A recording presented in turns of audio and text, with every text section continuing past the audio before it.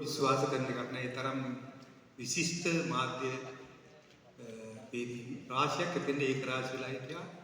සමහරු දේශපාලන දඩුවම් මාරුවක් ලැබුණු කට්ටිය, සමහරු කැමැත්තෙන් මාපු කට්ටිය රජරට කැමැත්තෙන් නම් ටික කිව්වොත් පුදුමේ හිතෙයි. ඒ කාලේ හිටපු විශිෂ්ටම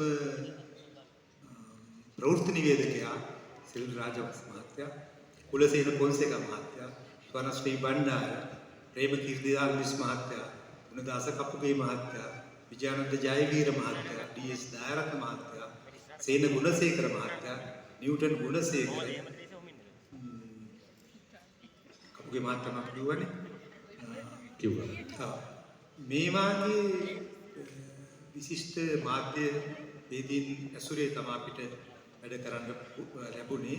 ඕන් ඇසුරේ තමයි මේ ගීත නිර්මාණ 980 ගණන් වල 90 ගණන් වල මේ කියපු ගීත තමයි මේ රසික පරිශ්‍රයක් මම හිතන්නේ. ඒ කාලේ තරුණම කට්ටිය ඒ කැමැත්තට තමයි මේ ඇවිල්ලා තියෙන්නේ. ඉතින් මේ මට බණ්ඩාර මහත්තයා, ස්වර්ණශ්‍රී බණ්ඩාර මහත්තයා නිතරම කියන්නේ දියුල්ගනේ මල්ලි කියලා. මොකද අපි දෙන්නාගේ ගම ලොකු කඳු ඇටයක් තියෙනවා. කඳු ඇටයේ එහා පැත්තේ ස්වර්ණශ්‍රී බණ්ඩාර ඉපදුනේ, මම කන්දින් මෙහා පැත්තේ.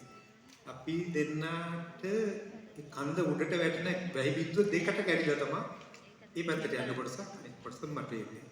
ඒ වැහි බිත්තුවෙන් තමයි අපි හැදුනේ වැඩුනේ.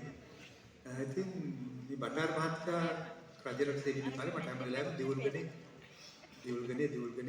කියලා දෙකම කියන්න ගත්තා.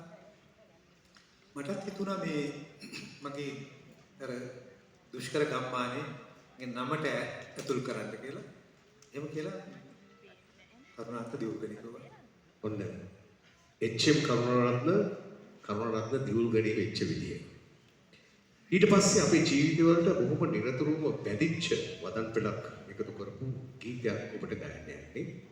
ඒ ගීතය තමයි අපිට දැන් නිතැතින් අපිට දුකේදී සැපේදී කියවන වදන් පෙළක්. ඒක තමයි සෝභා දහමට නොවන අවනත ලෝවේ කිසිවක් නැහැ.